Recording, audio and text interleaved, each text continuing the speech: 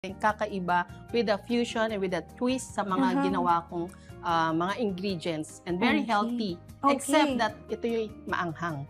So, mild spicy but swak na swak sa mga noodles lovers siya. Ito Very po ba, easy to chef, prepare. ay medyo Chinese dish? It's a mix of Filipino, Chinese, Taiwanese, and everything that is in Asian. Pinagsama-sama ko na. So, ito na yung all-in-one na Ano po bang tinatawag. tawag sa ating dish for today?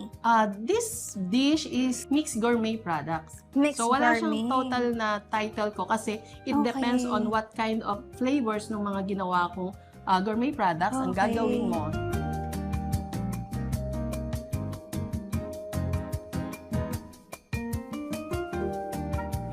So, I have 7 gourmet products, which is chili garlic, sisig kuhol, chili prawn, Korean spicy mushroom, spicy mussels, and Sichuan peppercorn, and the bee sauce. Ayan. Pero for this particular noodle dish, ano-ano po bang ating mga ingredients for today? Okay, ang ingredients natin is the oil, the garlic, spicy sisig kuhol, the Sichuan peppercorn, the chili garlic, the sesame oil, the chili prawn, and the leeks. Yung sa leeks, dalawa yan. And of course, ang hindi pwedeng mawala, the noodles. Okay, chef. So right now, medyo mainit na tong ating pan. So sisimulan ko ng pagluluto. Okay, so itong garlic, hindi natin kailangan siya masyadong brown na brown. Okay? Just So parang konti sweat lang na. Yes. A little kind of brownish siya.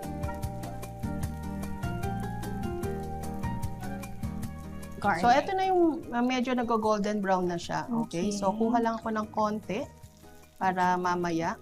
And then, mag-iiwan tayo. So, we have here the spicy sisig kuhol. This one is the Sichuan peppercorn. Okay, chef. Ayan.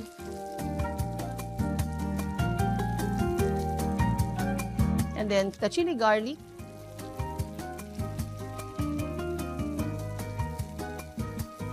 So, ito, enough ko na yung fire. Okay. So, since all of these ay Cook na po. ready to cook. Okay?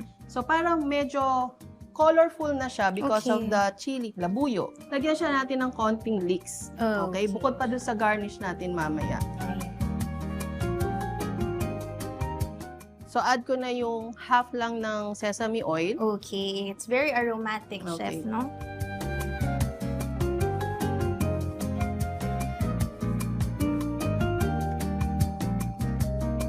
So, ito tapos na. Okay? So, all we have to do is to plate it. And then, yung chili prawn, pagdagdag tayo ng half. And then, later uli yung another. Wow!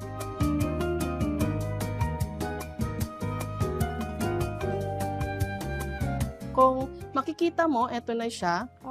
And then, add ko wow. lang tong a little bit of dried chili prawn. Nakakapaglaway. And then, ang ating Garnish. garnish. Okay, yung leeks.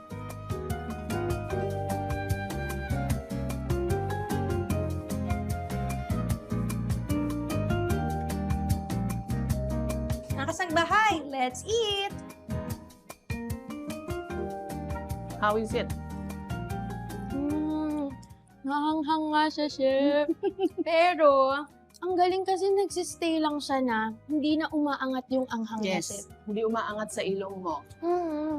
Kasi may iba na slowly nga siya, pero mas maanghang pa. Ito hanggang dun lang, parang hindi na siya humahagod dito. It's very umami. Thank you.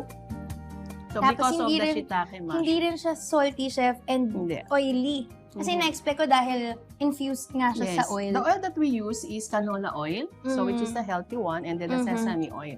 Another bite for you, mga kasangbahay.